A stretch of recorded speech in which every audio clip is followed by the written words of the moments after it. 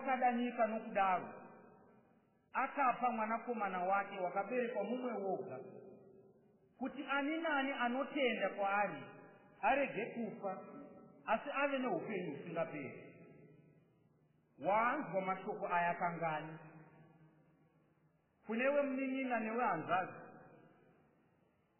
nhasi uchaita here imwe sarudzo yekubuda usina kuponeswa? Uchaita here imwe sarudzo zvakare yekubuda zvivi zvako zvisina kukanganwirwa? And yet tinaye Jesu mwanakomana waMwari wakaroverwa pamuchinjikwa. Wanzwa mashoko aya kangani? Kuti zvirokwazvo Jesu Kristu wakatakura matenda edu. Kuipa kwedu twose kwakaiswa pamusoro paJesu. Kuna Johani tinonzwa kuti wakauya kune zvake, asi vanhu vake havana kumugamuchira. Zvino newewo masikati ano uri kuda kuramba uchizadzisa here panhamba yevanhu vacharamba Jesu? Uri kuda here kuverengerwa pakati pavanhu vakaita saana Pirato vakachipamiswa Jesu naBharabhasi, iye akashaya chekuita naJesu? Vanhu vakasarudza kuti tisunungurirei Bharabhasi, asi Jesu ngaaroverwe pamuchinjikwa. They rejected the Son of God. They rejected the plan of salvation. Asi iwe neni namasikati ano, Mwari atinzwira nyasha, atinzwira rudo zvakare, aratidza rudo rwake. Pane mubvunzo panapa wokuti ndiani wakatenda zvatakaparidzirwa? Uripo here hama inodikanwa? Ugere pauri papo uchasarudza kuti ndiri pano ndibvume chishamiso chepaKalvari, ndibvume nyasha dzandakaitirwa, ndigamuchire rudo rwaMwari rwakaratidzwa kwandiri naJesu Kristu. Watanzwa panapa kuti wakazidzwa nokurashwa navanhu. Are you going to be against that person this afternoon? Achashaya hanya naJesu, achashaya chokuita naye, achasarudza kubuda nemimwe yemikova iyi asina kukanganirwa zvivi zvake. And yet the plan of salvation yakaratidzwa pamuchinjikwa. Wakatakura matenda edu. Uchasarudza kubuda masikati anhasi uine chirwere chaunoti chako. And yet kune mwanakomana waMwari wakaenda pamuchinjikwa, wakarwadziwa, akateura ropa nekuda kwako, nekuda kwangu, kuti nhasi uno kana nyaya yorudo rwake yataurwa munzeve dzako, ubvume uti ndiri pano, ndinobvuma kuchishamiso chepaKalvari. Ruoko rwaJehovha rwakaratidzwa mukati meupenyu hwangu. Unacho here chekutenda masikati ano? Unacho here chaungabvuma? Do you have that confirmation yekuti zvangu zvivi zvakaregererwa, zvangu zvirwere zvakatakurwa pamuchinjikwa?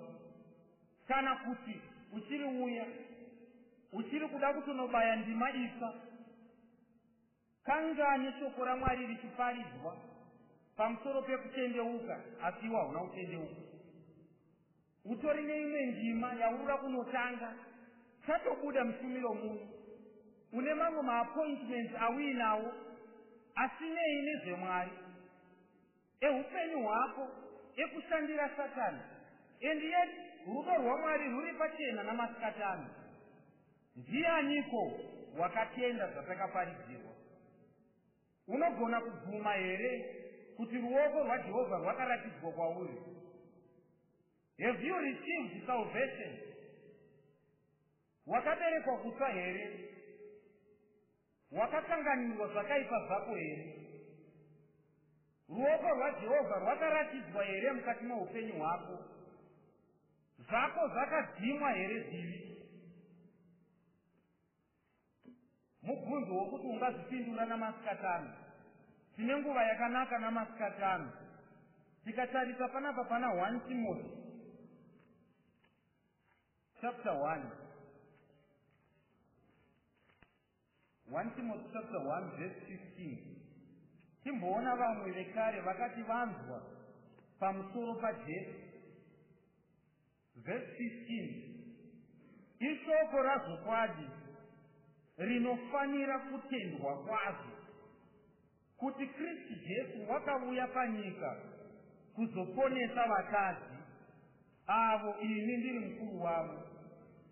Asi naizvozvo ndakaitirwa ngoni kuti Jesu Kristu aratidze mwoyo wake wose murefu mandiri, ini mukuru wavatadzi, kuti ndive chiratidzo kuna vanozotenda kwaari zvinovaisa kuupenyu husingaperi. Haleluya.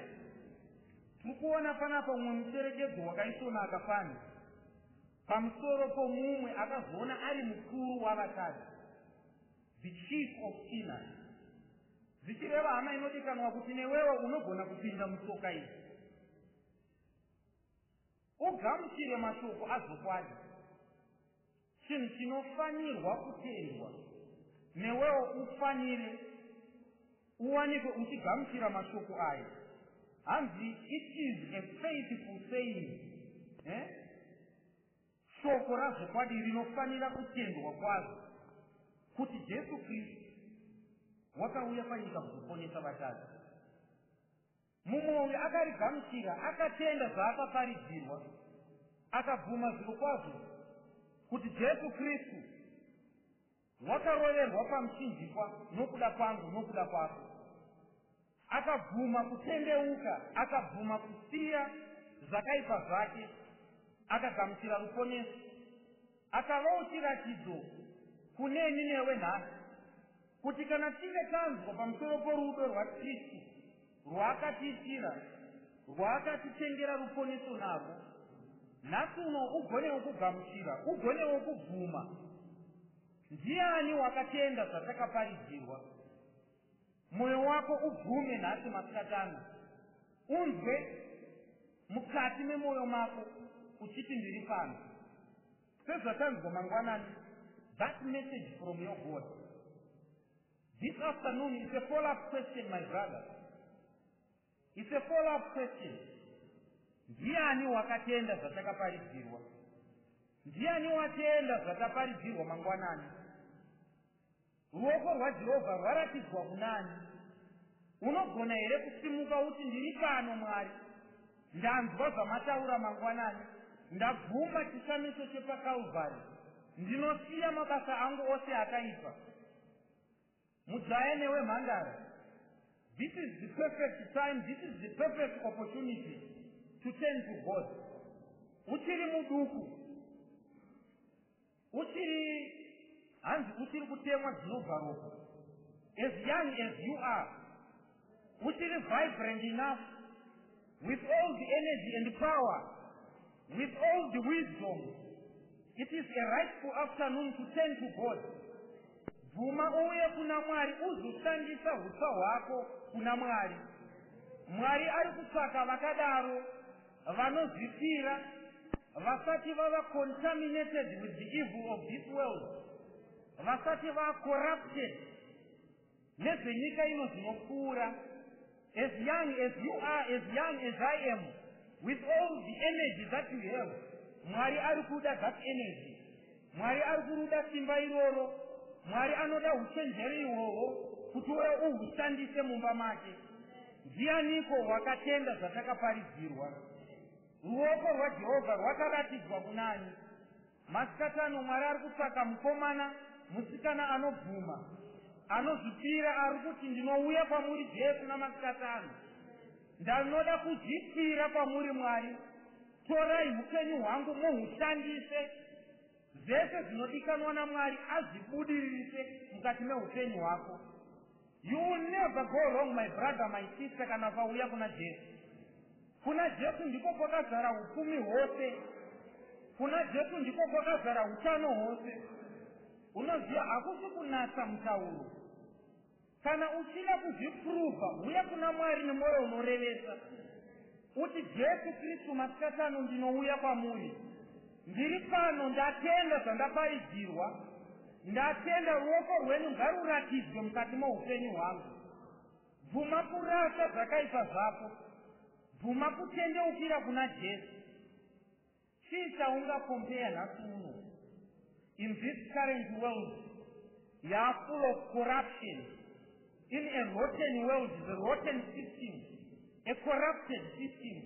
Asi Jesu ari kutsvaga vanomuda, vanozimisira namasikatani, vachabvuma kuti ndiri pano ndouya kwamuri Jesu, atendeuke asiye mabasa ake ose akaipa, sezvatinonzwa panapa on our last scripture, Acts chapter 3 verse 19.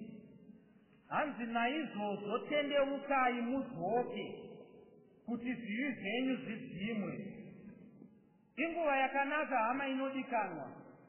You need to repent and be converted. Namasikati ano danho rekutanga, kana uripo abvuma kuti ndiri pano ndatenda zvandaparidzirwa, ndatenda zvandanzwa pamusoro paJesu Kristu wakaenda pamuchinjikwa, hanzi kuipa kwedu twose zvakwakaiswa pamusoro pake. Ubvume kuti Jesu wakatambudzikira iwe, wakatakura zvakaipa zvako. Repent this afternoon and be converted. And be converted to be a new creature. Uiswe chisikwa chisa, urimo munyika yakaipa ya zvino. Come and have a foretaste of the beautiness of worshiping God. Uve a witness yekuti kana watendeukira kuna Jesu, hauzoudzwi nemumwe, uchava a living testimony yekuti ini ndakagamuchira Jesu. I am enjoying the beautiness yekushumira Mwari. Namasikati ano, have you responded to the call? Ndianiko wakatenda zvatakaparidzirwa? Ruoko rwaJehovha rwaratidzwa kunani? Mwari ngaropafadze shoko rake. In fact, Jesus is that light, as he says in his word. As he says in Matthew, he says, I am the light of the world. Hallelujah. And in John he says, I am the light. Those who follow me will not walk in darkness. Wakadanyika nokudaro, akapa mwanakomana wake wakaberekwa mumwe woga, kuti ani nani anotenda kwaari arege kufa asi ave neupenyu husingaperi. Waanzwa mashoko aya kangani? Kunewe munin'ina newe hanzazi, nhasi uchaita here imwe sarudzo yekubuda usina kuponeswa? Uchaita here imwe sarudzo zvakare yekubuda zvivi zvako zvisina kukanganwirwa? And yet tinaye Jesu mwanakomana waMwari, wakaroverwa pamuchinjikwa. Waanzwa mashoko aya kangani?